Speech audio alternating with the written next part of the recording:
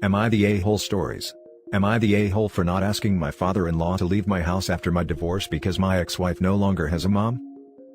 My ex-wife, 35 female, Kate, and I, 36 male, grew up as next-door neighbors. We, along with our siblings, basically lived at both houses and were parented by the adults at whichever house we happened to be in at the time. My dad died when I was a teenager and her dad became kind of a stand-in dad to me from then on. Kate and I dated throughout high school, took a break to do our own thing in college, but that only lasted 2 years before we got back together. We moved in together and transferred to a larger university to finish our undergrad. We took advantage of summer and winter term courses to speed things up and get a few more degrees faster. Up until the age of 26, when we were both finishing up school, her father supported us financially where we couldn't. He had a very good business and was quite well off. My mom was doing okay, but she had pseudo-retired to Florida by this time and was living with her retired sister. She couldn't help much. Kate and I had a rocky start to our careers, moving around frequently, and one of us always having a commute that sometimes took us across an entire state. 5 years ago, her dad lost his business, and most of his wealth due to a few bad investments, and bad intent from a business partner, so he moved in with us and we began supporting him in return for all of the years he'd done that for us. We had an in-law suite already for my mom to use when she visited. He and I continued our father-slash-son type relationship, and it was all working out great. About a year before COVID, she began taking long trips and refusing to tell me where she was going. By the summer, she was asking for a divorce, saying that she had changed too much to continue our marriage. She got half of most everything, both cars, half of our savings, our vacation home and various appliances, plus all of the expensive jewelry I'd bought for her over the years. She promptly sold the vacation home and the jewelry, and had much more liquid funds than I did.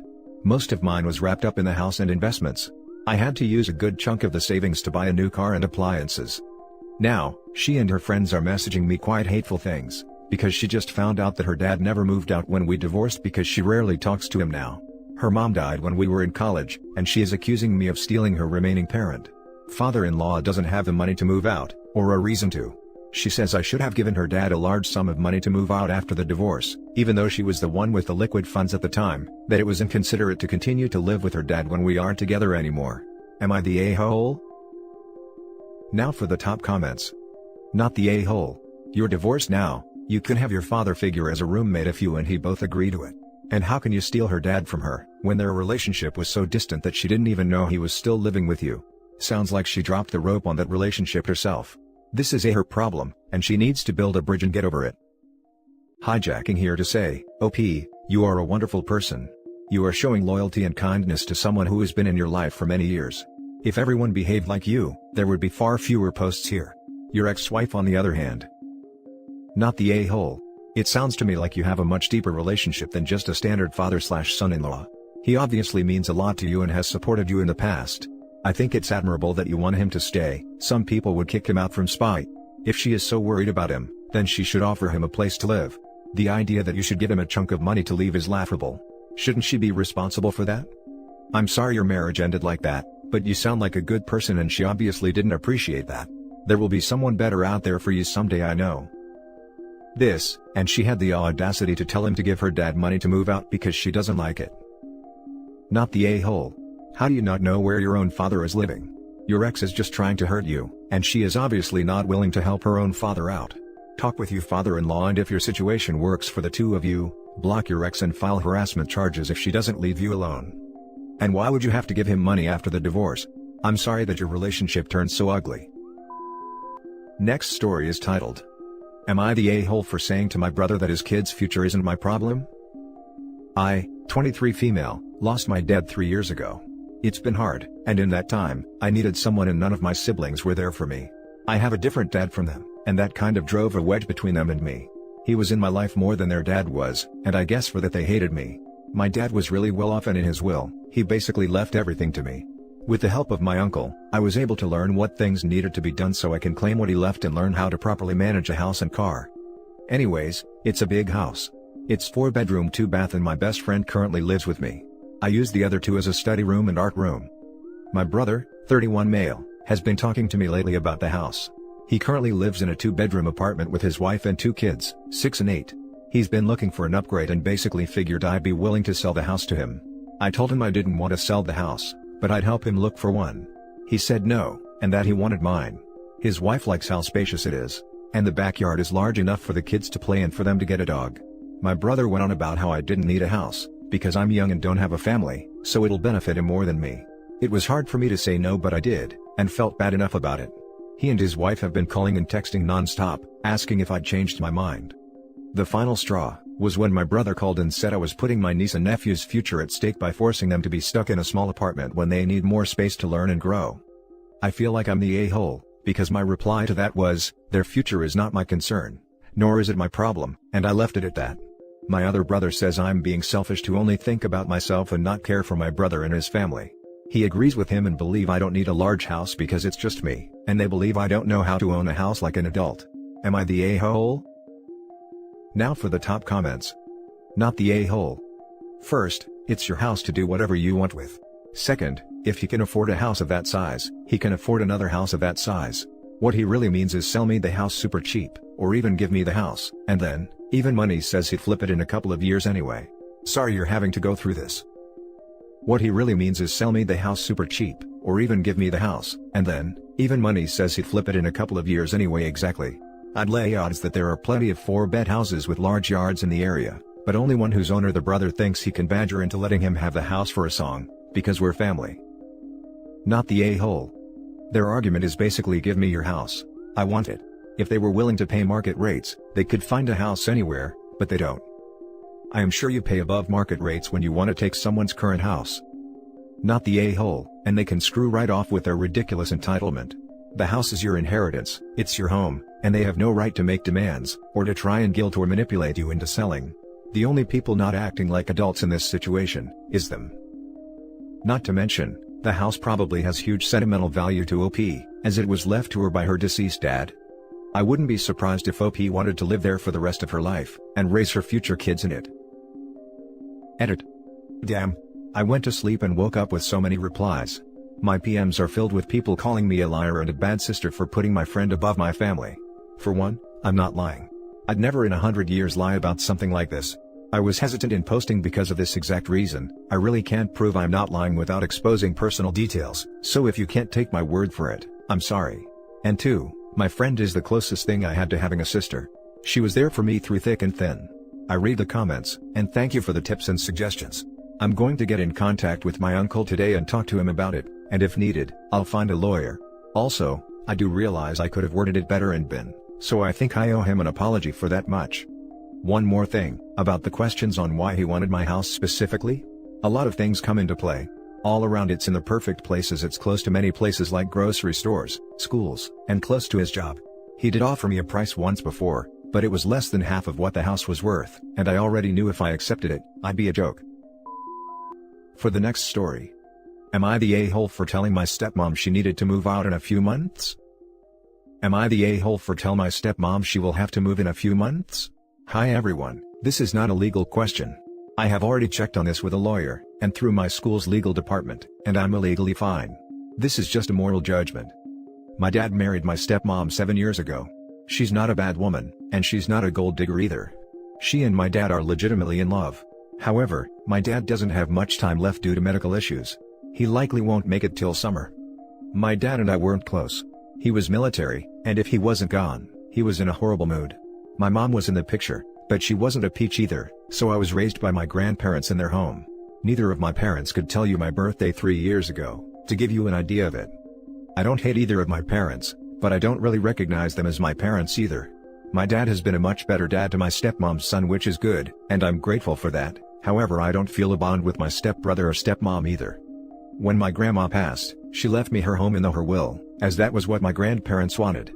My dad and his wife moved in with my permission while I was away at school.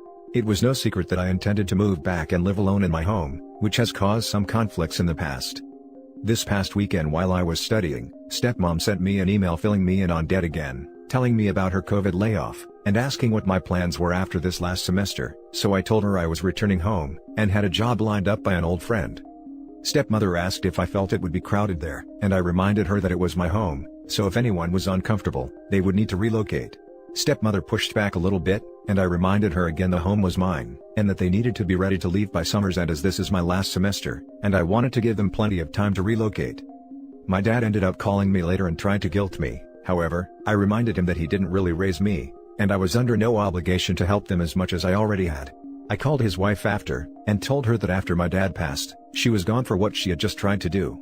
The summer deal was off, and I would evict her after 60 days, which is still more than required. I told her my dad chose a military career over his son, and when he wasn't lacing his boots, he was yelling at me or throwing stuff. Stepmother brought her child's education into it because they couldn't afford to live in a good school district when this was over, but I told her neither he or she was my concern. I told my friends about this, and they all thought I was right because of what I've already done for them and what my dad did in the past. They have said the stepmother is just another person in the world, and it sucks for her, but you can't set yourself on fire to keep them warm. What do you guys think? Am I the a-hole? Now for the top comments. Not the a-hole at all. You are so generous for even giving them 60 days, let alone let them live till summer. I'm amazed by the entitlement of your father. It was your grandparents' choice to leave you the house, not your father. Stick to what you are doing and don't look back. They don't deserve you. I promise you if the house had gone to dad, stepmom would have wound up with the house, and OP would be the one looking for a place. Smart grandparents knew what they were doing. Not the a-hole, but I would not have gotten into this in the first place. Once someone's in your home, it's a lot harder to get them out. That, and wear and tear. Anyway, they aren't your relations, and have clearly got it in their head that the house is theirs and you have inconvenienced them by coming home. Good luck. Yeah, I shudder to think of the ways they might try to screw OP over, when they're feeling jaded before the eviction. Not the a-hole. They knew your plans beforehand of returning back to your own home. They were staying at someone else's house, I assume rent-free? You had given them 6 months' notice to find a new place. You don't owe your dad or your stepmom. You deserve your own space and being surrounded by people who have supported you, especially during a hard time when your dad is sick. I'm sorry for what you're experiencing. Now for the last story. Am I the a-hole for knowingly letting my son go bankrupt, and refusing to help? In a predicament with my morals. Perhaps you can help. The story. My son has started a string of unsuccessful businesses, 2 of which I have funded for him. Money isn't an issue for me, due to success selling a large software company 10 years ago.